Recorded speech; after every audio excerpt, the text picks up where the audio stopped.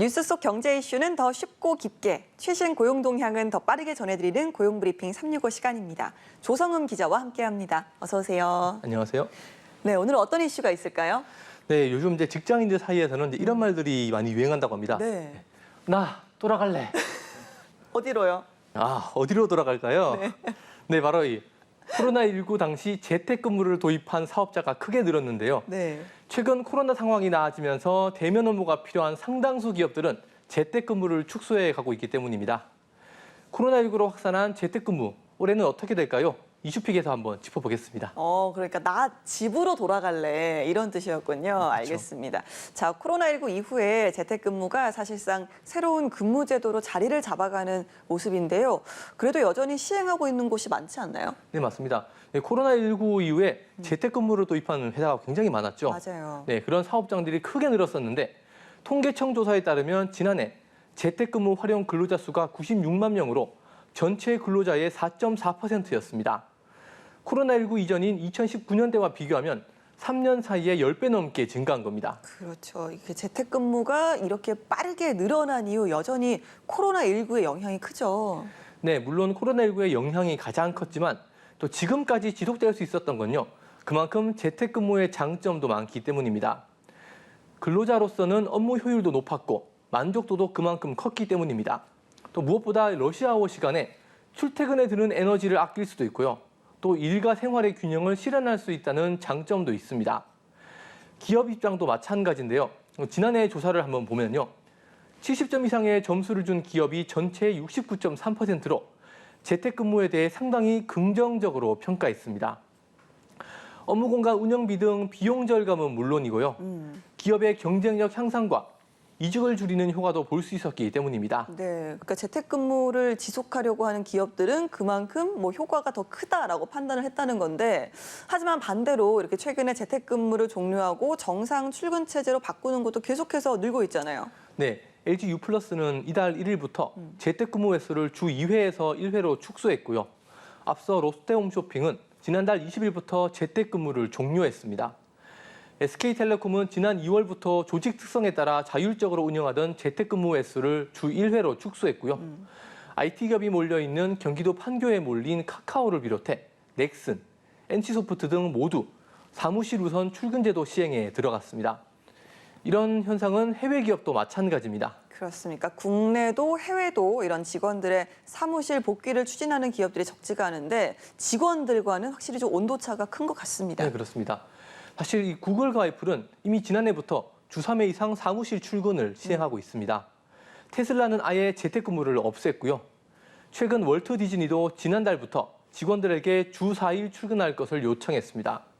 네, 그러자 이 디즈니 직원들 2,300여 명은 최근 사측에 사무실 복귀 지침을 제고해달라는 청원을 내 서로 갈등을 빚고 있습니다.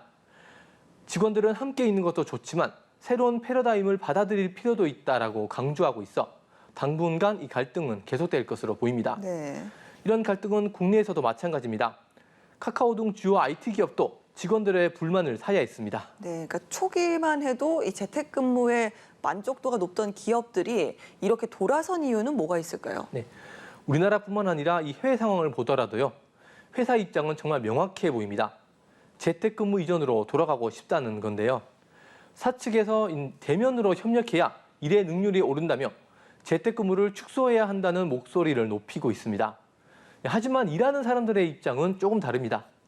근로자들이 재택근무를 사내복지, 나아가 중요한 근로접근의 개념으로 인식하기 시작했는데요. 그러면서 노사 합의나 공감대가 없는 재택 종료로 노사 갈등이 계속해서 일어나고 있는 겁니다.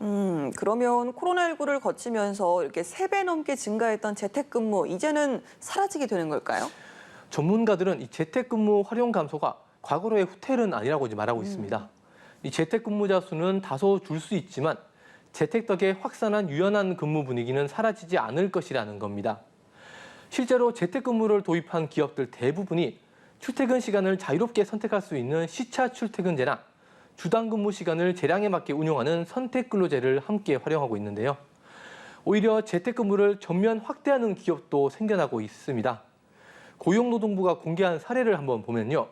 지역 기업의 경우엔 장거리 통근이 힘들다는 이유로 이직, 퇴사를 고려하는 직원들이 많아서 재택근무를 도입하는 게 이득이라고 보기도 합니다. 네, 실제로 재택근무 가능 여부가 이제 구직자들이 기업을 평가하는 중요한 요소로 자리를 잡고 있잖아요. 네, 그렇습니다.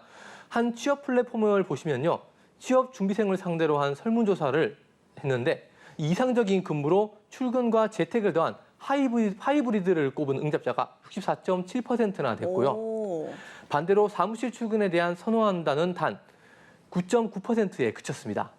이렇다 보니 좋은 인력을 구하기 위해서 중소기업의 경우 재택근무를 늘리려는 움직임도 보이고 있습니다.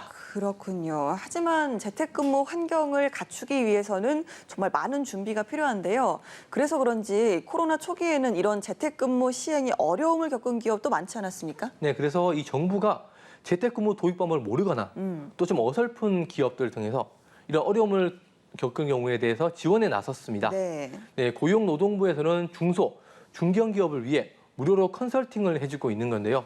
네, 올해도 능률협회 컨설팅과 표준협회 등을 통해 400곳에 대해서 컨설팅 지원에 나선다고 합니다. 네, 그러니까 재택근무 도입을 원하는 기업이 신청하면 어떤 컨설팅을 지원을 해주는 걸까요? 구체적으로? 네, 우선 일단 그룹웨어, 또 서버, 메신저 등 재택이나 원격 근무에 필요한 정보 시스템 그리고 인프라 구축 이런 것들에 필요한 비용을 사용자가 50%를 부담한다고 했을 때 최대 2천만 원을 지원하고요. 오.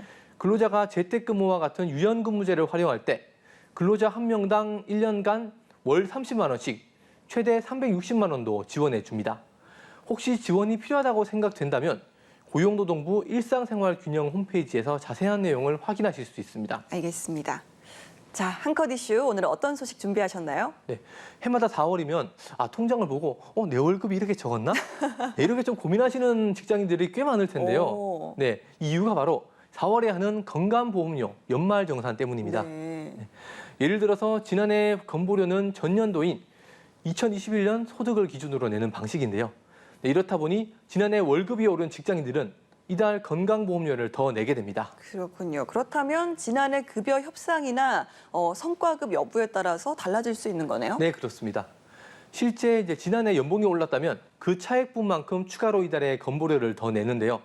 반대로 줄었다면 환급금을 받게 됩니다.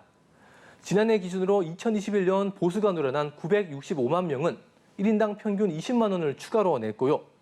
보수가 줄어든 310만 명은 평균 8만 8천 원을 돌려받았다고 하는데요.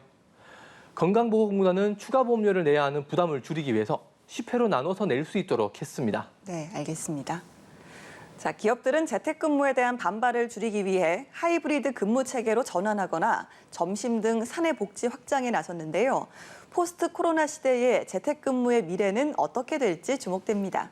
오늘도 조성음 기자와 함께했습니다. 고맙습니다. 감사합니다.